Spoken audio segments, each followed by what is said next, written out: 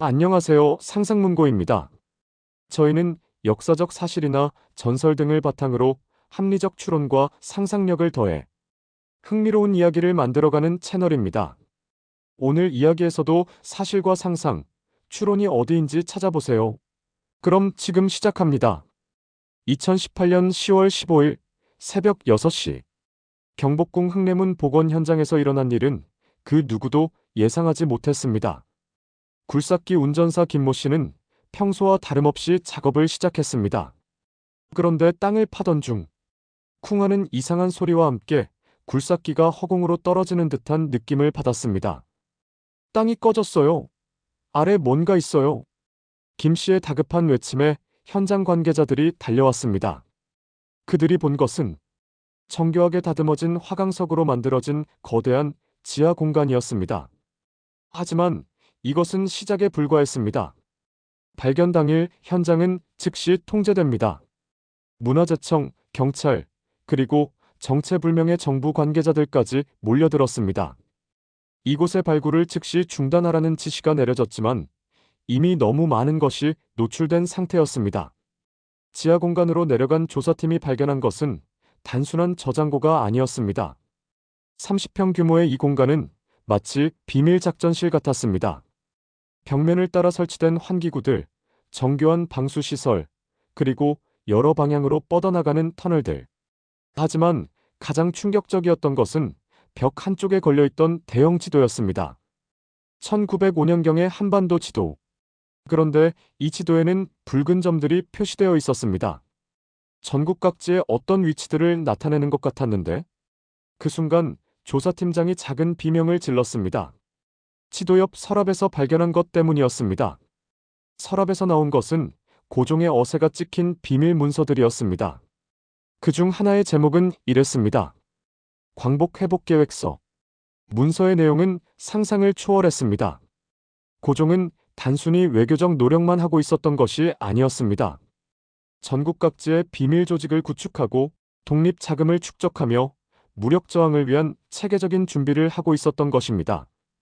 더욱 놀라운 것은 또 다른 문서였습니다. 러시아 황제와의 비밀 협정서. 이 문서에 따르면 고종은 러시아와 비밀리에 연락을 취하며 일본에 대한 공동 대응 방안을 논의하고 있었습니다. 헤이그 특사 파견은 빙산의 일각에 불과했던 것입니다. 그런데 문서들을 살펴보던 조사팀은 더 큰 충격을 받게 됩니다. 지하 공간 깊숙한 곳에서 또 다른 방을 발견한 것입니다. 두 번째 방에서 발견된 것은 금괴와 보석들이었습니다. 하지만 이것만으로는 설명되지 않는 것들이 있었습니다. 먼저, 당시로서는 상상할 수 없을 정도로 정교한 통신 장비였습니다. 무선 통신기의 초기 형태로 보이는 이 장비는 어떻게 조선에 들어올 수 있었을까요? 그리고 가장 충격적인 발견. 벽 한쪽에서 발견된 비밀 통로였습니다. 조사 결과 놀랍게도 이 통로는 덕수궁까지 이어져 있었습니다. 약 2km에 달하는 지하 터널이 두 궁궐을 비밀리에 연결하고 있었던 것입니다. 하지만 진짜 반전은 따로 있었습니다. 문서 더미 속에서 발견된 마지막 편지. 그것은 고종이 순종에게 남긴 비밀 유서였습니다. 그 내용은 이랬습니다. 나의 아들아, 내가 죽더라도 포기하지 마라. 이 땅 곳곳에 우리의 희망이 숨겨져 있다. 경복궁 지하의 비밀은 시작에 불과하니. 그렇습니다. 경복궁 지하의 비밀 공간은 전국적인 저항 네트워크의 중심지였던 것입니다.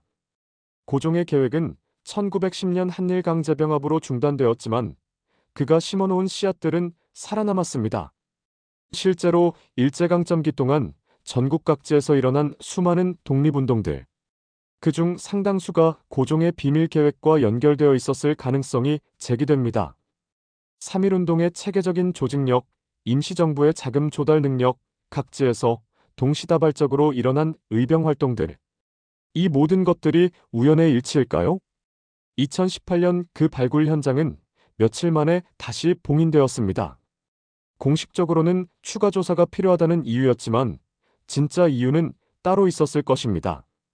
믿기 어려운 이야기입니다만 과연 이것이 모두 사실일까요? 여러분은 지금까지의 이야기를 어디까지 믿으셨나요?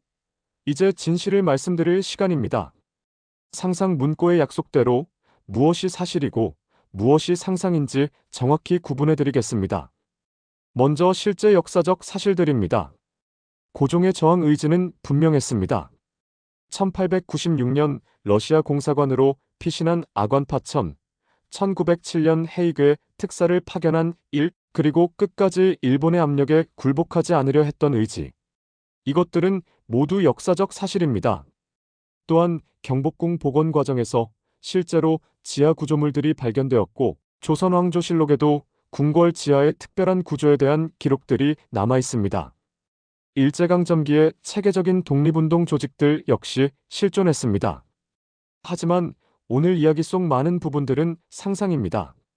2018년 구체적인 발굴 사건, 비밀 계획서와 협정서의 발견, 덕수궁까지 이어지는 지하 터널, 그리고 순종에게 남긴 유서.